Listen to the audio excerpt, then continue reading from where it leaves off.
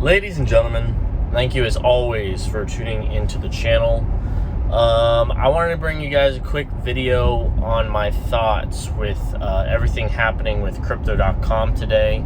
I feel like I should definitely do so, considering you guys know that I am a big supporter of Crypto.com. They are a sponsor of the channel, and they've been a sponsor for the past almost 4 years now on the Crypto Fiend YouTube channel.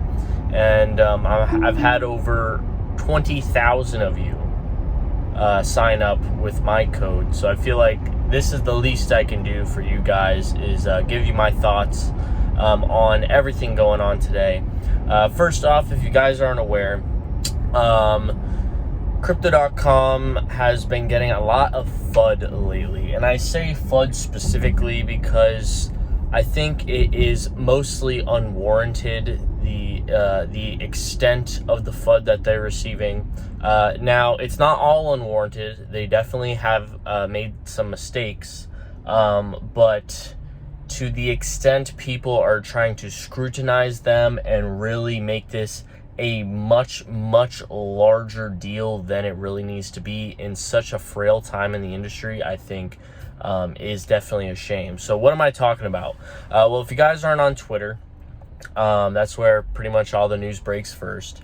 As we know, Crypto.com released the reserves for users' funds on the platform, showing all the cryptos that they currently hold for users, showing that they actually have these assets, and they did this because of the whole FTX debacle.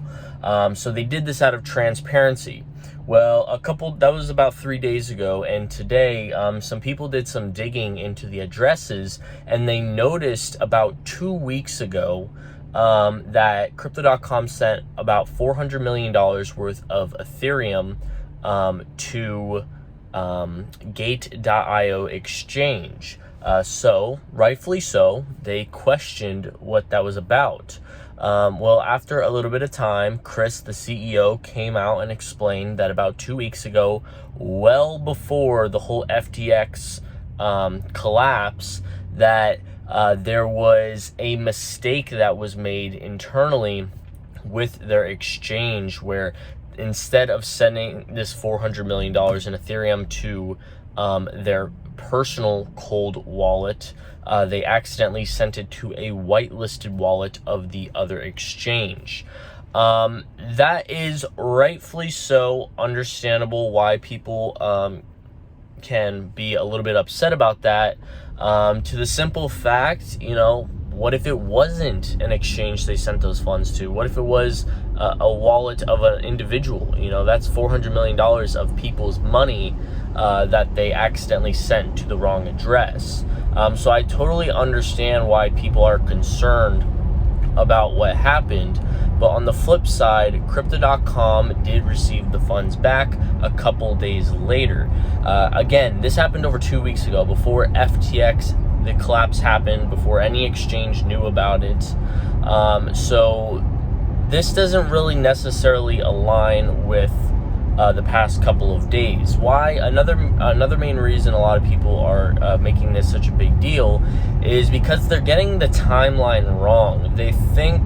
A lot of people are thinking that Crypto.com sent these funds to Gate.io in order for Gate.io to cover up their public audit of their holdings, because as we know, pretty much every relevant exchange in crypto right now has to show that they have the proof of holdings one-to-one, which I totally understand and I think is the right move right now with so much uncertainty in the space. But considering this happened again 2 weeks ago, before any of this occurred, there's no real reason to assume that they were doing it to cover up the fact that they're missing funds. And also, you do have to understand, not saying that Crypto.com is on a pedestal and is the top exchange out there. I think every exchange has its issues, but Crypto.com has extensively gotten licensed and regulated in countries all around the world. They are one of the exchanges with the largest access to users around the world legally And I really find it hard to believe that they would do such a negligent act by covering this up and risking their own company to help out another exchange, Gate.io, which, no offense to Gate.io, they're not really all that relevant right now. So that's where I currently stand on things. Crypto.com, rightfully so, deserved a little bit of scrutiny, but it got to a point where people were just shouting and hollering about anything and everything, pretty much to the point where everyone, was withdrawing hundreds of millions of dollars from the exchange. And again, that shouldn't be an issue necessarily, because if Crypto.com does have their assets backed one-to-one, they should not have any issues at all when it comes to withdrawals or deposits. It comes down to the simple factor that if everyone starts hooting and hollering at every exchange, saying that they're illiquid, it could come down to a point where the overall industry is at a much worse place than it could be. It's not necessarily right to just be attacking crypto companies when there's not necessarily the reasoning to. Again, I totally understand the concern how a company could accidentally send $400 million to another exchange. But again, it was dealt with no issue with the other exchange over 2 weeks ago, and it is what it is. Nobody knew about it until Crypto.com came out and publicly did a proof of reserves audit to the public. They're trying to be transparent. They want to be transparent. But it seems like everyone, including some other competition in the crypto exchange industry, they're all really trying to find issues with other exchanges right now. So that's really my take on it, guys. I get the scrutiny, but to a certain extent, it goes too far, and it's just going to make everything much harder to turn around in the crypto space. I mean, crypto is so bleak right now, and I've personally have never been this discouraged in the space. Aside from, every one of us losing vast amount of our net worths over the past year, aside from that, the sole fact that the crypto industry has so much uncertainty when it comes to where you can store your funds, what platforms you should use, etc., it's really hard to know where we're going to be a year from now. I think in the long term, we will undoubtedly be in a better place because, for example, with FTX, that was inevitable to happen. FTX was inevitably going to collapse. They just happened to collapse when they did, when CZ publicly talked about dumping FTT. So yeah, that's it, guys. I would love to know your thoughts down below.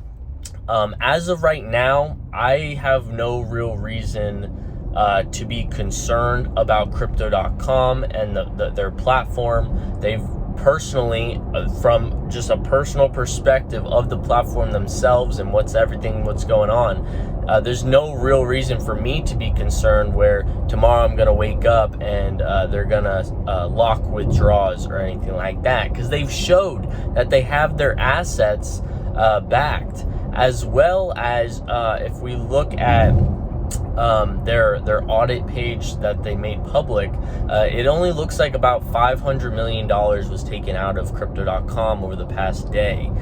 So that's brings us down to about $2.5 billion out of the $3 billion in assets they were holding.